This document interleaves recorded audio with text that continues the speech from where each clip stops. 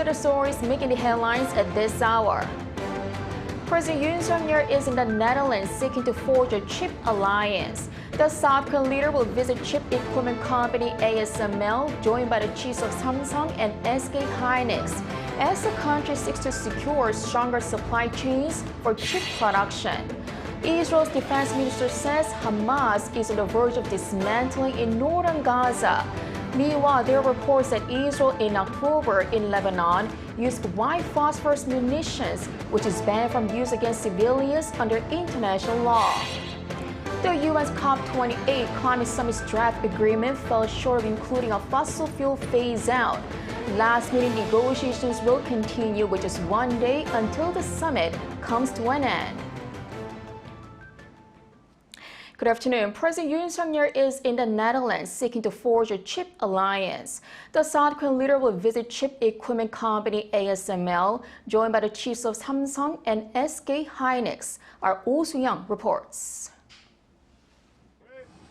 President Yoon Suk-yeol pledged to turn the Korean-Dutch chip cooperation into a semiconductor alliance through his state visit this week, as South Korea looks to secure its supply chain of chip-making parts and equipment. Speaking at a banquet for around 100 Korean expats in Amsterdam after his arrival, he stressed that the focus of his visit is primarily about chips. Semiconductors made up 18.9% of the trade-dependent country's exports as of last year.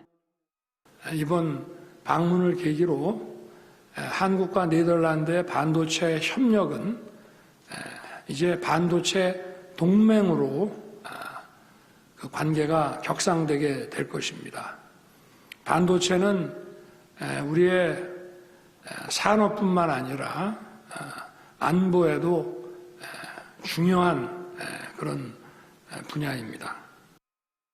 Yoon and King Willem Alexander will visit the headquarters of ASML, the world's largest producer of lithographers, core equipment used for making semiconductors. The heads of major chip producers, Samsung and SK Hynix, Lee Jae-yong and Choi Tae-won, will also join the visit. The South Korean president will become the first world leader to have access to the clean room facility, where he is likely to get a glimpse of extreme ultraviolet lithography machines capable of producing 2-nanometer chips, roughly 10 to 15 times faster than 3-nanometer chips, currently the most advanced on the market. This, according to senior officials, indicates positive signals for South Korea in procuring the latest equipment to further boost its chip-making capacity. The performance of microchips determines the fate of not only AI, quantum and biotechnology, but also advanced weaponry. Although Korea is a global chip-making powerhouse, it falls short in terms of equipment and materials. In order to maintain and develop our reputation as a chip manufacturing powerhouse, it is crucial to forge strategic alliances with countries leading in materials and equipment, such as the Netherlands, the United States and Japan. The leader is expected to agree on a variety of deals, including on semiconductor cooperation and a dedicated dialogue channel, following his bilateral talks with Prime Minister Mark Rutte on Wednesday at The Hague.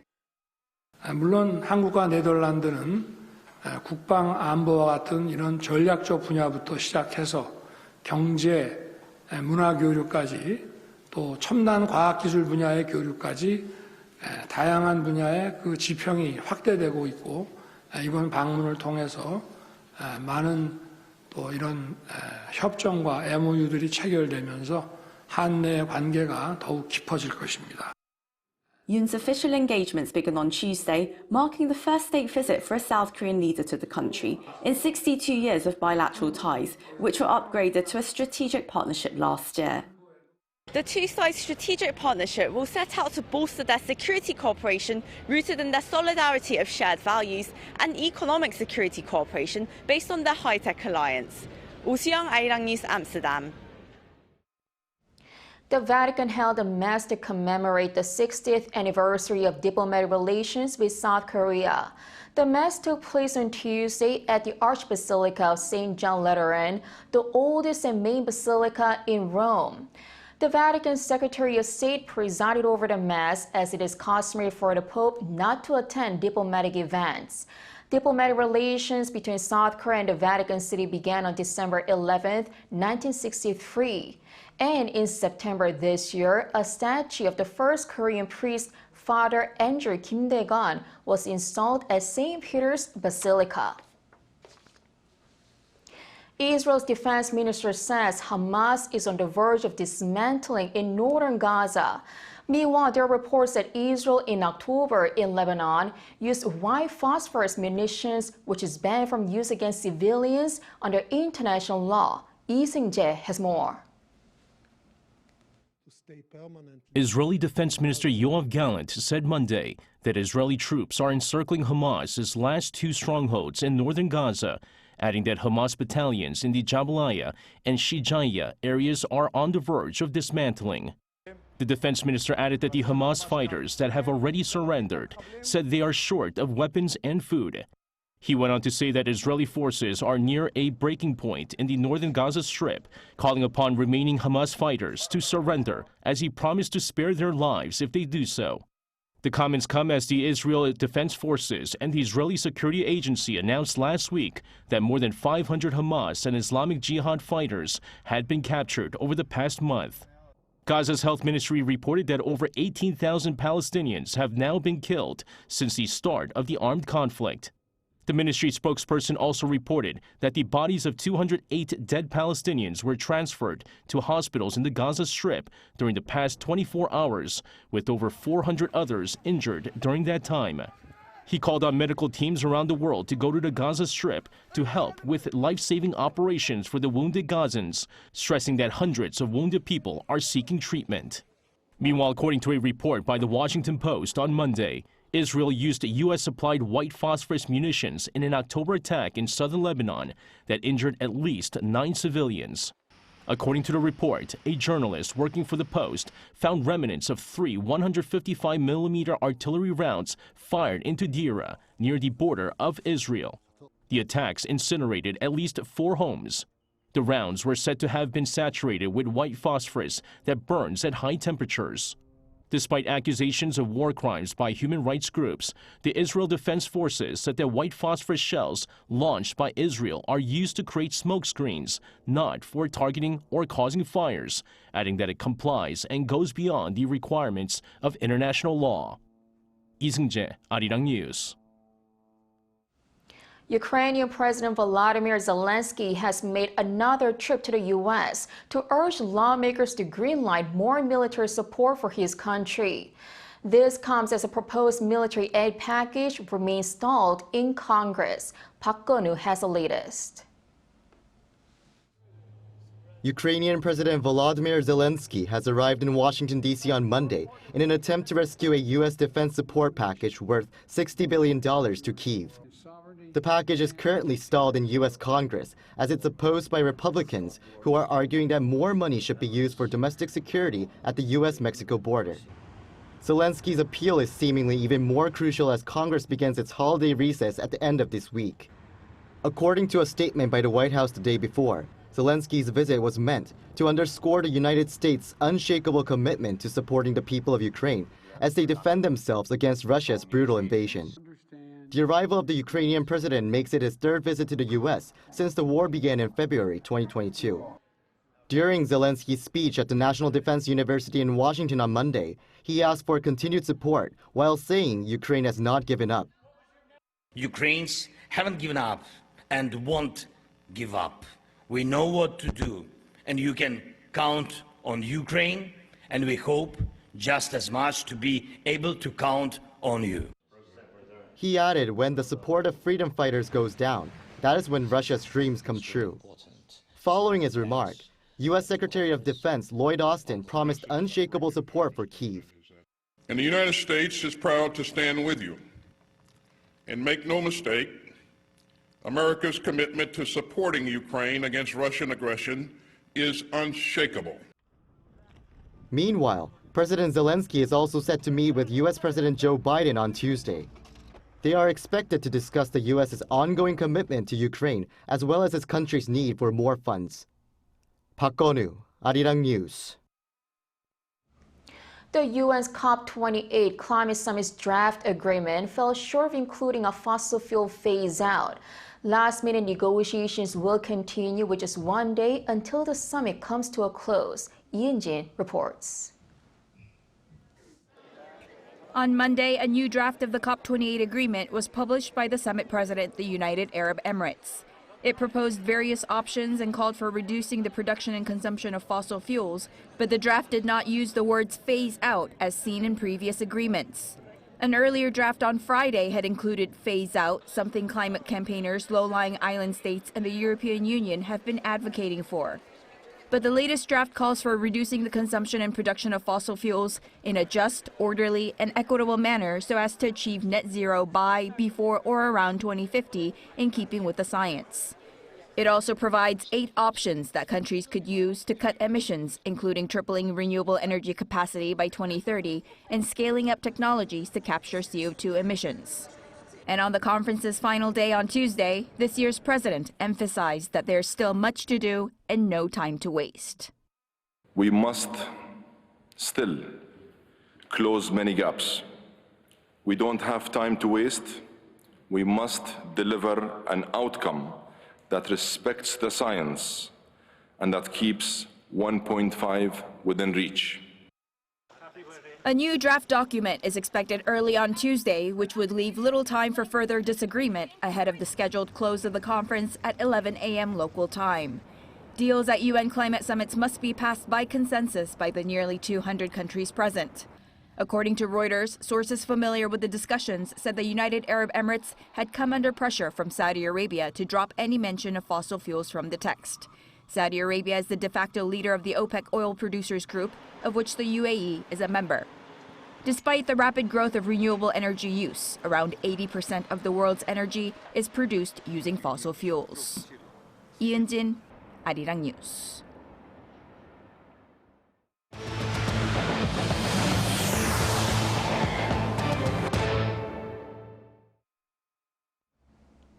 A delegation from Russia's far eastern Primorsky Krai region has visited North Korea. This is according to North's official newspaper, Northern on Tuesday. It reported that a delegation led by the governor of Primorsky Krai, Ole Kujemako, arrived in Pyongyang on Monday. The governor said last month that he plans to discuss cooperation in tourism, trade, and agriculture with North Korea within the year. It is possible the two sides could also discuss sending North Korean workers to Russia, which is banned under the UN Security Council resolutions. The $1 exchange rate fell in December on the back of a trade balance surplus in South Korea and a weakening U.S. dollar. According to a report from the Bank of Korea on Tuesday, the Korean won closed at 1,306.81 against the dollar on Friday, dropping from 1,350.5 at the end of October. The U.S. dollar weakened mainly due to expectations that the Federal Reserve will end its cycle of interest rate hikes soon. Meanwhile, in the global financial market, Treasury bond rates in developed countries, including the U.S., the U.K., and Germany, all fell in the same period. With just 120 days left until South Korea's general election in April next year, the preliminary registration of prospective candidates began this morning. Once registered, the candidates can open an election campaign office, distribute promotional materials, and fundraise up to a maximum of 150 million Korean won, or a little over $110,000 US. This early registration system intends to give new politicians time to promote themselves ahead of the official registration in March. However, the National Assembly has yet to finalize the electoral districts and specific rules for the election, meaning preliminary candidates are registering without knowing exactly which district they aim to represent. From the COVID-19 pandemic, the world has come to realize an essential lesson that global cooperation is crucial in tackling public health issues. To play a role in that, South Korea has opened the Global Health Security Coordination Office. Our Choi Soo-hyun visited the office in Cheongju City. Over the course of the COVID pandemic, there is a growth in recognition of the need for cooperation between countries regarding global health security. To deal with these needs, the Global Health Security Coordination Office was opened on Monday in Cheongju City, Chungcheongbuk-do Province in South Korea. Commissioner Ji Young-mi of the Korea Disease Control and Prevention Agency said that following COVID-19, trust in Korea's health crisis response system has increased, leading to various requests for cooperation from around the world. The post-COVID-19 era demands that we move beyond discussions and take practical actions to fortify our preparedness and response scheme. As a leading country in global health security, the Republic of Korea is delighted to announce the inauguration of GHS Coordination Office.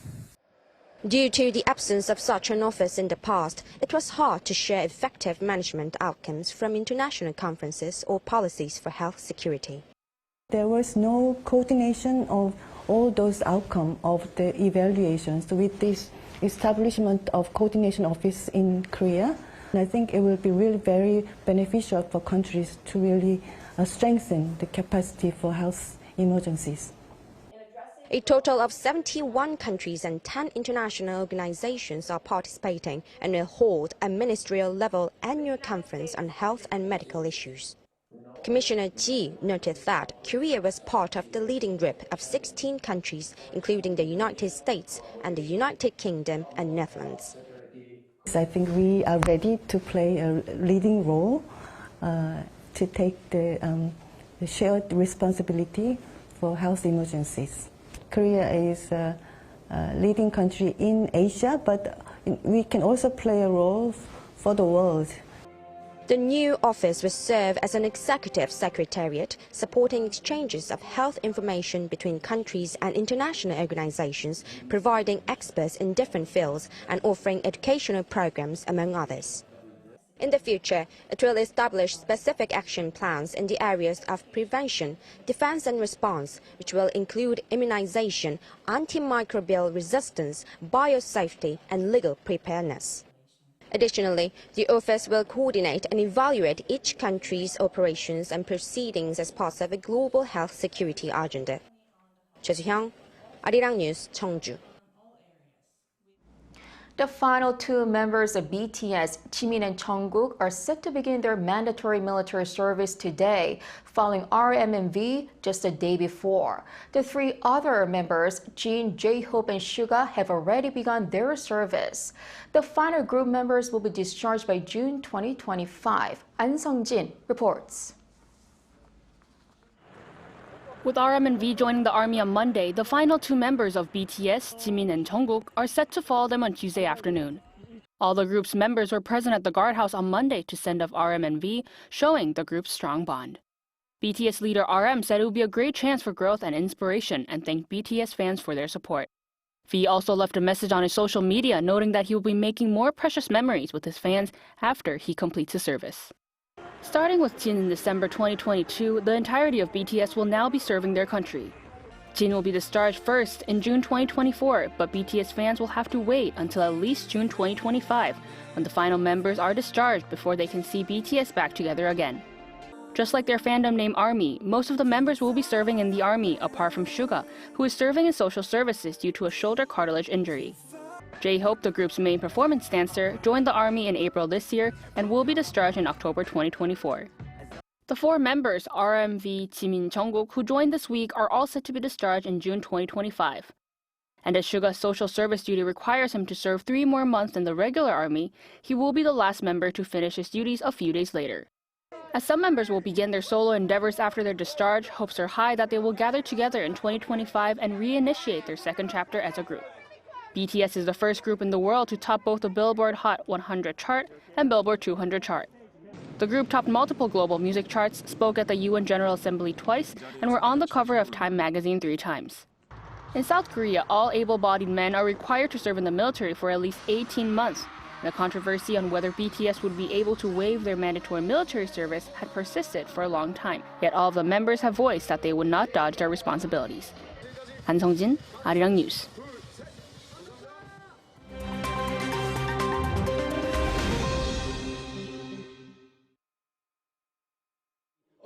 Let's take a look at the latest news on the world now. The Polish parliament elected the centralist party leader Donald Tusk as prime minister on Monday, giving him a mandate to form a new coalition government. This would end the 8-year rule of the conservative populist Law and Justice Party. The incoming administration, formed by Prime Minister Tusk, will be sworn in at the presidential palace by President Andrzej Duda on Wednesday. Tusk's coalition won the elections in October, but Law and Justice Party ally President Duda nominated that party's leader, Mateusz Morawiecki, to remain in office, delaying the formation of the new government for weeks. Tusk's coalition consists of 3 groups: his own Civic Coalition, the Third Way, and the Left. Donald Tusk previously served as Poland's prime minister from 2007 to 2014 and European Council president from 2014 to 2019. In Switzerland, a gunman on Monday killed 2 people and injured 1 in the southern town of Sion.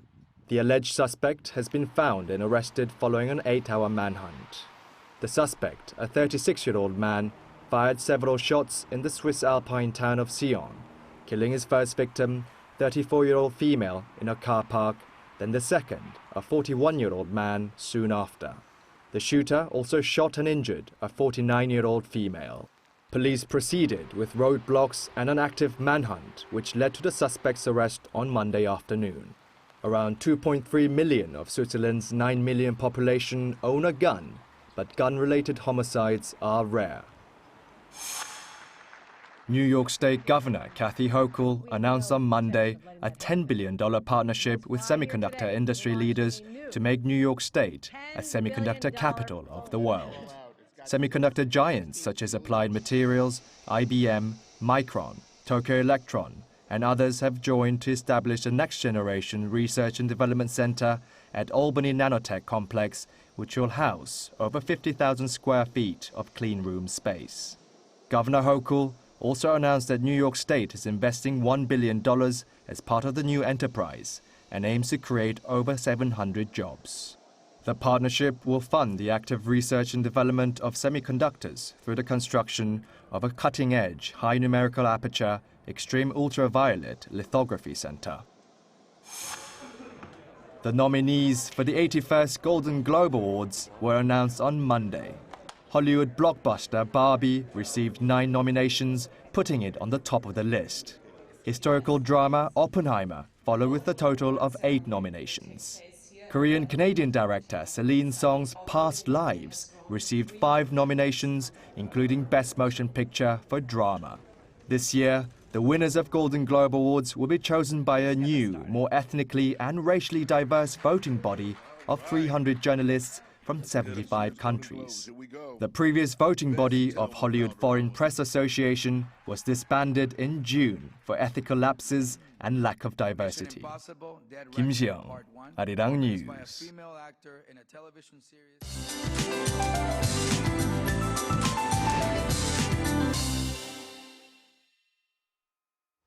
Good afternoon.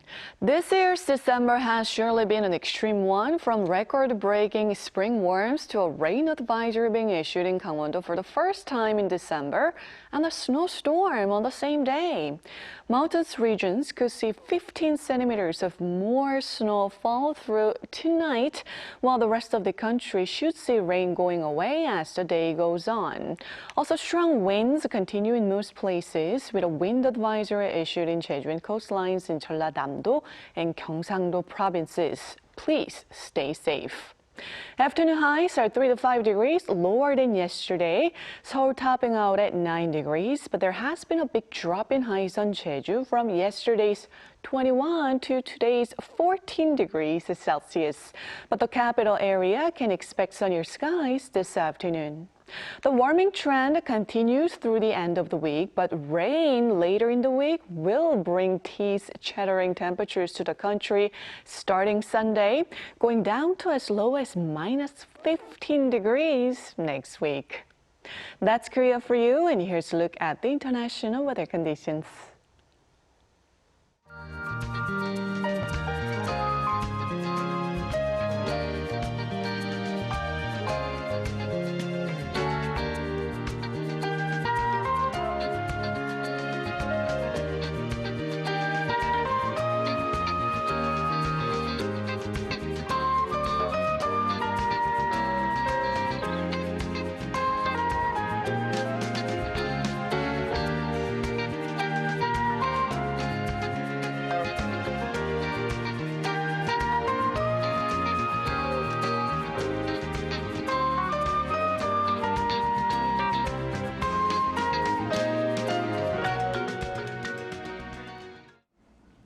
BTS members' mandatory military service starts with their basic training.